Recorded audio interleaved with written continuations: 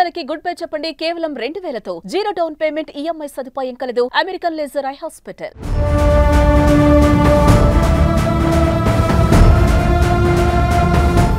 నా భార్యను నేను చంపలేదు. అసలామె శవం దొరక్కుండానే నన్ను హంతకుడంటారా? ఆధారాలు లేకుండా హత్య కేసులో ఇరికిస్తారా?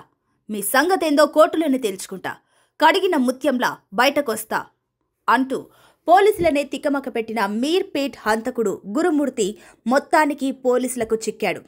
ఆవులిస్తే కాదు, ఊపిరి పీలిస్తే చాలు అందులో కనపడే తేడాను గుర్తుపట్టి తుప్పు తీసినోడి తాట తీసేంతగా పెరిగిన టెక్నాలజీతో భార్య హంతకుడు చిక్కిపోయాడు.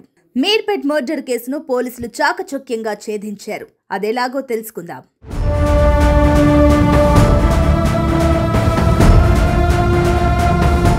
అందరూ పండుగ చేసుకుంటున్న వేళ గురుమూర్తి తన భార్య మాధవిని ఎలా మట్టు పెట్టాలన్న దాని మీద దృష్టి పెట్టాడు.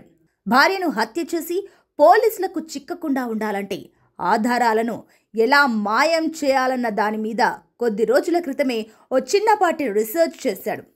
మర్డర్ చేసి ముక్కలు ముక్కలుగా నరికిన కేసుల్ని క్షుణ్ణంగా ఇంటర్నెట్లో పరిశీలించాడు.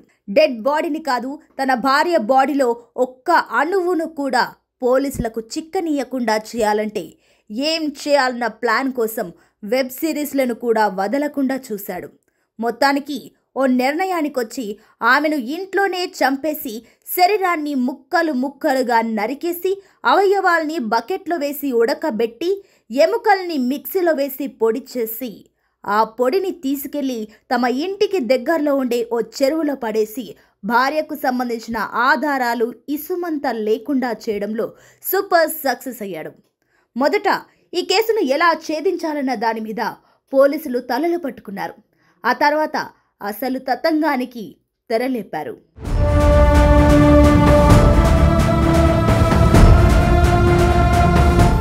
భార్యాభర్త ఇద్దరు కలిసి ఇంట్లోకి వెళ్లడం, ఆ తర్వాత ఆ పక్క రోజు పలు దఫాలు గురుమూర్తి మాత్రమే బయటకు రావడం లాంటి దృశ్యాలు సీసీ ఫుటేజ్లో పోలీసులకు దొరికాయి. అవి కేసును కాస్తంత ముందుకు నడిపించాయే కానీ పూర్తిగా హంతకుడి నిరూపించేందుకు సరిపోవు. దీంతో ఈ కేసు ఛేదించే క్రమంలో హైదరాబాద్ పోలీసులు గతంలో ఇతర రాష్ట్రాల్లో ఇలాంటి కేసులు ఛేదించిన వివిధ రాష్ట్రాల పోలీసు అధికారులతో రాచకొండ పోలీసు అధికారులు మాట్లాడారు. ఈ కేసును విన్న ఆ పోలీసు అధికారులు నిర్ఘంతపోయారు. ఏం చేయాలన్నది వారికి పాలుపోలేదు. కానీ మన కంటికి కనిపించని ఆధారాలను టెక్నాలజీ ఎలా పట్టేస్తుందన్నది ఆ డిస్కషన్లో చర్చకొచ్చింది. దాంతో హంతకుడి ఇంటికెళ్లిన పోలీసులకు హత్యకు గురైన మాధవికి చెందిన ఒక వెంట్రుక దొరికింది.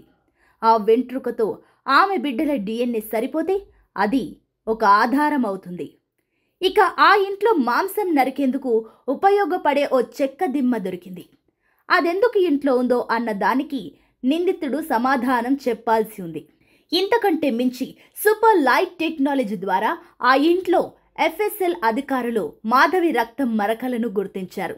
సాధారణ వ్యక్తులకు కూడా కనపడని ఆ రక్తపు మరకలు ఇప్పుడు మంచి ఆధారాలయ్యాయి.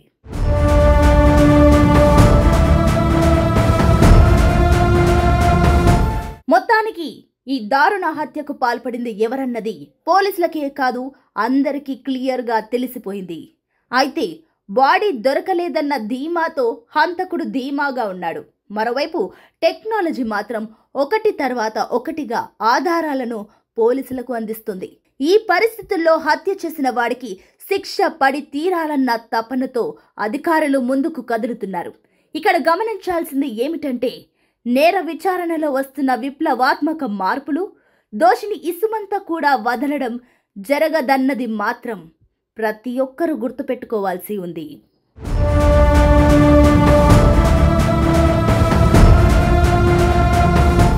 సుమన్ టీవీలో మీ పర్సనల్ అండ్ బిజినెస్ ప్రమోషన్స్ కోసం కింది నెంబర్కి కాంటాక్ట్ చేయండి.